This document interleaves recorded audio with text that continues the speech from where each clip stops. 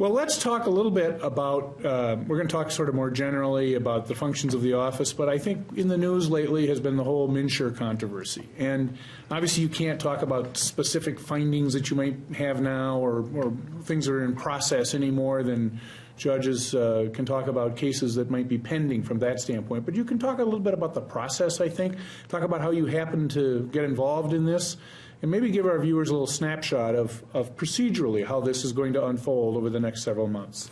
I appreciate that question because it can be a little bit confusing. Let me try to be clear how we got into the various reviews that we're doing.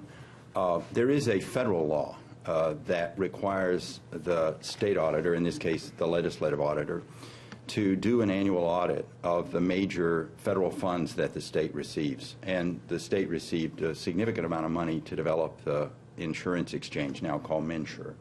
And so that was an audit that we had to do under the federal law, and that's in process.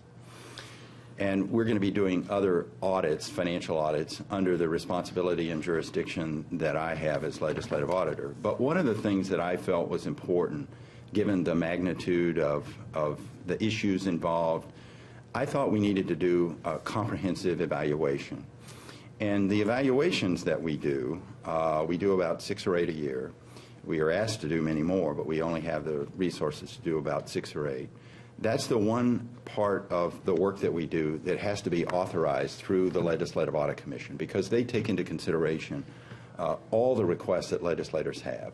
And this year, for example, we got 103 requests to do evaluations.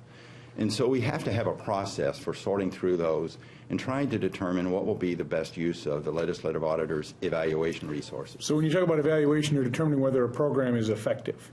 Yes, we're really going beyond just financial audits. Did they spend the money according to the law? But we're really asking questions about management practices, effectiveness, efficiency. And those reports often get to be 90 pages long. I mean, they're quite comprehensive. And so I felt that the issues around MNsure really needed that kind of comprehensive review. We'll be answering some of the questions within these financial audits. But the evaluation that was approved just yesterday by the Legislative Audit Commission at a meeting will give us an opportunity to go much broader and much deeper.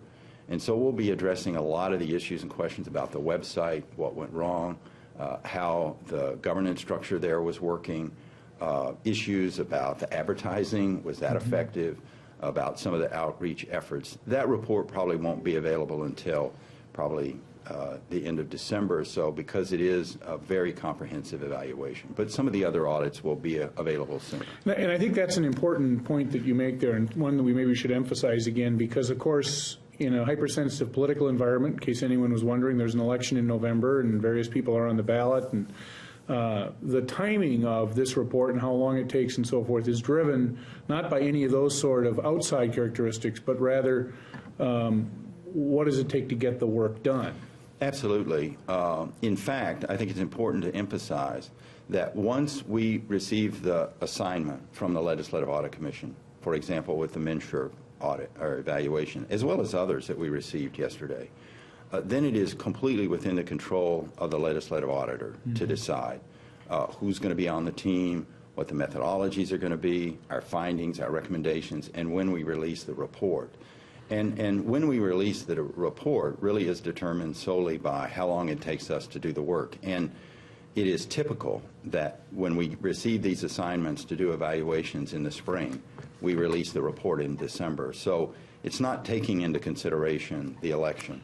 It's taking into consideration how long it's going to take us to do a good job. And this kind of comprehensive report in your past experience is, you're looking at 9-10 months to complete it. That's correct. We typically put a group of evaluators together, 2 or 3 staff people, and then that's all they will be doing for that period of time, because we get into a lot of different issues. And we have a group of generalists.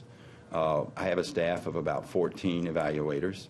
I have a staff of about 40 financial auditors, but quite a small evaluation staff. And they look at everything from special education to a report we released just recently on whether or not the state should be using asphalt or concrete to rehabilitate roads. What did we conclude? We concluded that the state of Minnesota, through the Department of Transportation, has a very technical process of making those assessments, and on balance, we will probably be using more asphalt than concrete, but it depends on the circumstances. I Asphalt's cheaper, concrete lasts longer. That's true, and when you're dealing with a fixed amount of money, sometimes what you have to spend will determine that. Whatever they use, I just wish we could have fewer potholes. I don't think I have ever been as frustrated driving around the streets of St. Paul or elsewhere in the state of Minnesota as I have been, and I'm sure that many of your viewers feel the same. Well, I can tell you that road down John Ireland is got to be high on the list, from what I can tell. There are many that compete with that one, believe me.